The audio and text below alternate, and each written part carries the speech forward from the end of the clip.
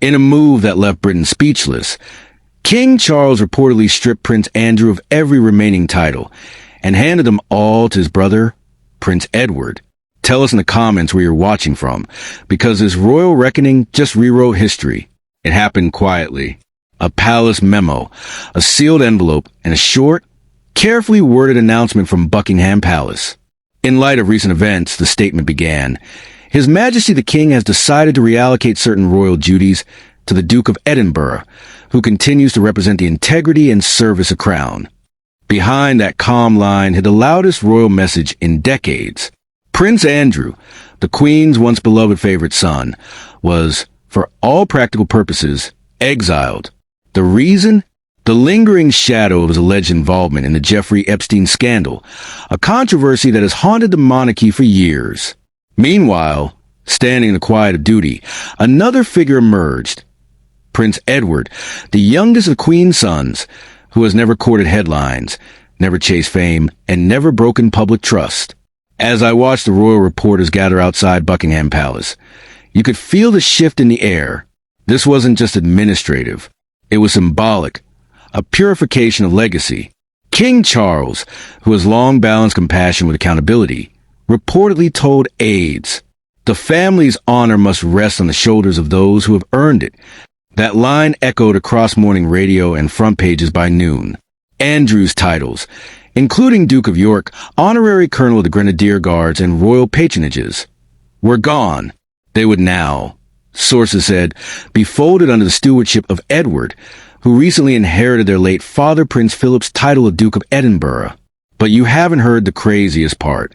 According to royal correspondence, Andrew's removal was finalized not through public ceremony, but via a handwritten letter from King Charles himself. The letter reportedly thanked him for years of service before concluding with the unmistakable words, "You are released from royal duty." Palace insiders claimed it was the king's hardest decision yet, but duty demanded it, because the monarchy, fragile and symbolic as it is, cannot afford to carry the weight of scandal any longer. Public trust in the royals had plummeted to its lowest since 1992, the year of Diana's tell-all and Windsor Castle's fire. Polls showed nearly 60% of Britons believed Prince Andrew should never return to public life. Meanwhile, charities quietly removed his name from patron lists.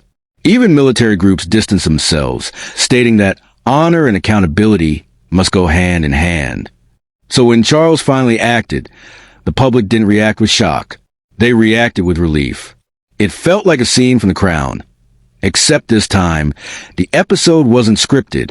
It was real, raw, and redemptive. The monarchy was cleaning its own house.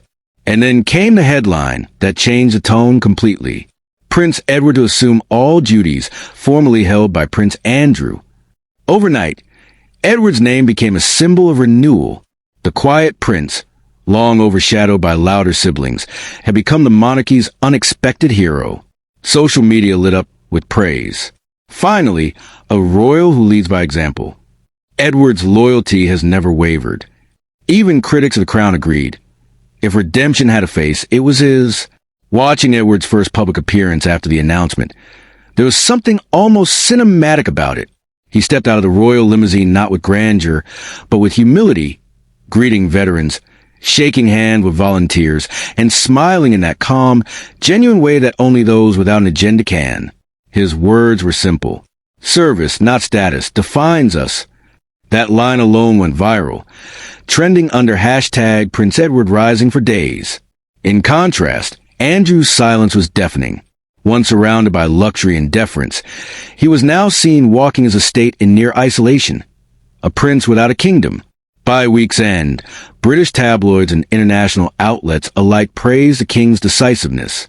The Times of London called it a restoration of royal integrity.